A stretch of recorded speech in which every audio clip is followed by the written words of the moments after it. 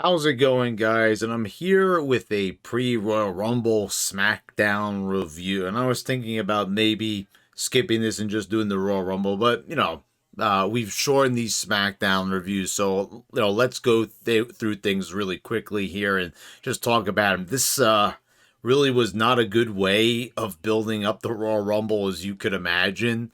And from what I saw, it didn't look like Raw was much better. I mean, like the Royal Rumble, supposed to be one of the biggest events of the year. It was part of the Big Four. And now, not to say the Royal Rumble doesn't deliver every year. I mean, sometimes, like I thought last year's Rumble was pretty decent. But the build to it, I mean, you might as well not even try. I mean, honestly, because what we get now is just the laziest, most thrown together stuff imaginable. With once in a while people getting thrown over the top rope to simulate the Rumble. I mean, it's the same thing as like pointing at the sign, which we're going to get that in a few months anyway.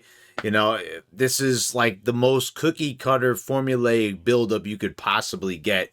So let's take a look at this show here. We've got Sasha Banks returning for the umpteenth time in the span of a year. This is like at least the third time. Remember, she wasn't there for SummerSlam. After WrestleMania, she took a hiatus. She returned. She was supposed to wrestle for SummerSlam. She couldn't make it for some reason. Then she disappeared again. Then she reappeared towards the end of the year. And now we're kind of back where we started with the on again, off again of Sasha Banks. And like, honestly, if we have to keep on going on and off with her, like, what is the worth of Sasha Banks that it's every couple of months there's something, and it's not injury related, mind you. I mean, I don't know why any company would tolerate this. First of all, we all know she has a piss poor attitude. I don't think she's really liked from what like reports have said about her. One point, her throwing herself on the floor with Bailey. Remember that classic chestnut? And this segment right here, again, just another horrendous promo, another just terrible segment involving Charlotte. And keep in mind, like, I like Charlotte, but I can't really come here anymore and say I enjoy anything Charlotte's done in the past year or so. Everything she's been involved in is terrible, and it's not always who she's feuding with or who her opponent is. And part of it's her. I mean, the matches are sloppy all the time. The promos are sloppy, plotting, and boring. Oh, here we have one of the most amateurish looking brawls. I mean, this kind of reminded me of when NXT invaded for Survivor Series back in 2019, and we saw guys like Bobby Fish like doing these really horrible looking punches. Well, here we have Shayna Baszler actually laying into Shotzi, and we haven't seen Shotzi in months. I mean, some of these divas, we don't see them for months. They just disappear and they reappear. Same thing with Aaliyah. She's here rocking a Aaliyah 316 shirt. I'm like, oh God, how cringy could you get? I never saw her actually wear this shirt, but when I was checking out WWE shop, did you know that they sell a shirt that looks like The Rock's Know Your Role shirt? Instead, it says Know Your Role Model, and it's kind of like in the same sort of font. That is beyond cringe. And an Aaliyah 316 shirt, I mean, guys, like, just let's think about this for a minute. I know you can say, oh, Brad, stop being so serious. It's parody and all that. But, like, honestly, if you like just think about the career of Aaliyah and the career of Stone Cold, like, okay, let's not even talk about prime Stone Cold. Let's talk about Stone Cold when he was just Steve Austin, stunning Steve Austin in WCW. He was already miles ahead of where Aaliyah's at, like in his career, even in those starting years. So it's like, I don't even want to picture the two of them in any like realm together, even when it comes to merchandise. I mean, to me, it's almost like insulting in a way. Like, I don't even want to think about this. But anyway, we want to talk about those punches from Shayna Baszler. So she's doing some, pretty good looking punches to Shotzi, and she's not even reacting to them. They look like the weakest punches, but they look good on Shayna's end. But when she's like no-selling them, almost like she's fucking Hulk Hogan or something. And this whole thing just looked sloppy. It looked just like a bunch of just amateurs just piling into the ring, just attacking one another. It looked like a complete fucking mess. We had, more diva action here. We've got the long-awaited match here. Long-awaited by who exactly? Naomi and Sonya Deville, right?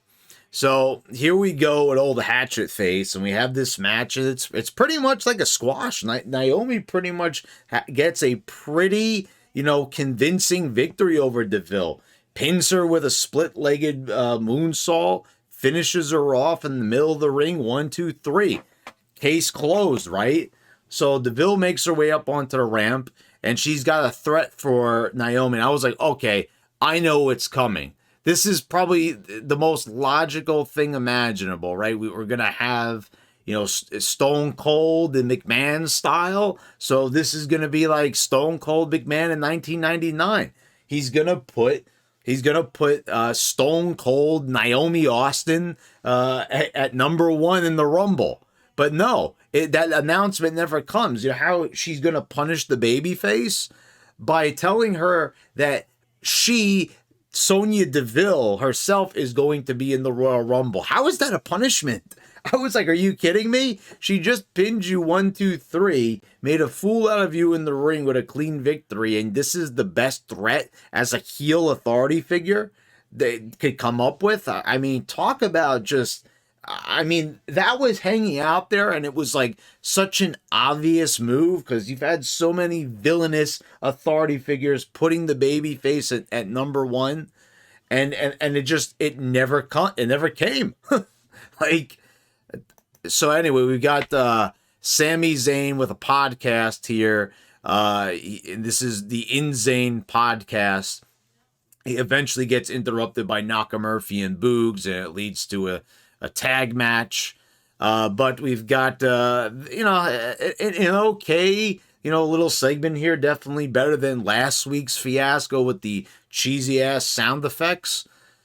But hearing Shanky say bungee porta potty, I had no idea what he said there. And I don't know if this was planned and Zayn was told to repeat what he said, but thank God he did, because I seriously had no idea what the man said, but the way he said it was hilarious with the accent. That alone was worth the price of admission of watching this segment. So yeah, I'll say that I enjoyed that at least. It was funny kind of seeing a podcast, Joe Rogan-ish setting being set up in the ring. So it did have that, novel charm to it. And we'll finish up here by talking about Seth Rollins and Roman Reigns and what was a really confusing, really weird promo. And from what I'm seeing from YouTube comments, people were enjoying this for some reason. Honestly, this is what I don't get. We've got Rollins here, and I do enjoy the character. I do get a kick out of the laugh. I mean, I do pop for the laugh. Let's be quite honest here. But Rollins brings up, again, the same things. We're always bringing up the Shield. We're always bringing up everything. We get it. There's a history there. Okay, so we want to play off that rivalry. That's fine, but we've been doing it for years and years and years and years. And it's like, okay, we've stretched this as thin and as far as it could go. We have no other opponents for Roman Reigns, so we gotta, fish out Seth Rollins from Raw. And someone had said in my comments, but what about the brand extension, the Ruthless Aggression era, and people going over onto shows? Well, they didn't usually visit shows. They usually switched brands and stayed on there.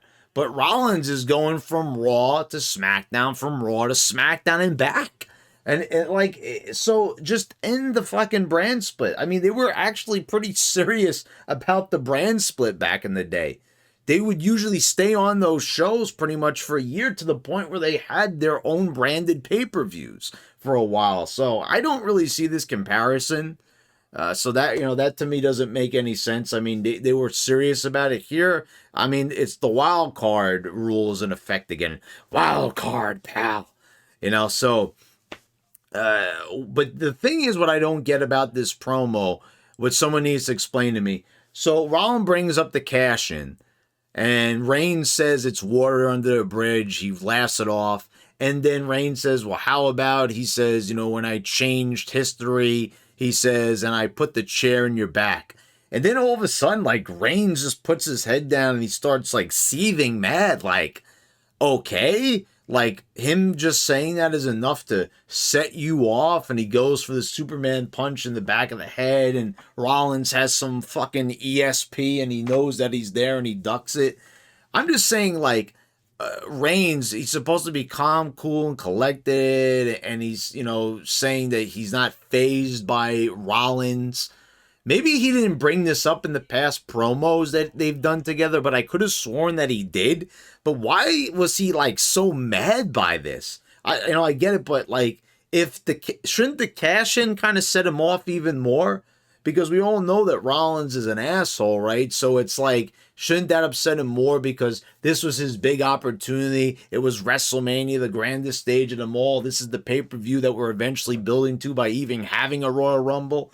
And on top of that, you're bringing up those bad memories of when he cost Reigns his opportunity to take the title from Brock for the first time ever, and he failed, and it went to Rollins. I mean, I don't know. I just thought that was a little bit in reverse there. But, we can only go over these topics so many times. They're feuding with one another. They're back together. The Shield just a few years ago getting back together. And, then they were apart again. And I'm so sick and tired, because the Shield was so overrated. It wasn't like the Shield was ever a big, massive draw people made like it is. I mean, to tell you the truth, there's really, like, to me, within, like, the past, like, decade, like, two extremely overrated things when it comes to wrestling. And that's Nexus, and that's the Shield, really, without a doubt, because people always talk about Nexus and how it would have been the biggest thing ever, and John Cena ruined it. And when you think about it, it was just a bunch of guys that were extremely green. And yeah, did they have some good segments? Yes, but overall, would it have changed the WWE and the entire wrestling world and led to a new boom period? And we would have had another 1998, 1999 on our hands? No, it would not have. And the same thing applies for the Shield. And to be quite honest, we could say that some of those Nexus segments were better than the Shield even, and that was even earlier on. So, and we don't go back to that every couple of years. So, be that as it may, guys, let me know what you thought in the comments down below. Please subscribe if you haven't already, and click the bell so you get all notifications when I post all my new videos. Thanks to all my patrons for your continued support, and I'll see you for the Rumble review, guys. Until next time.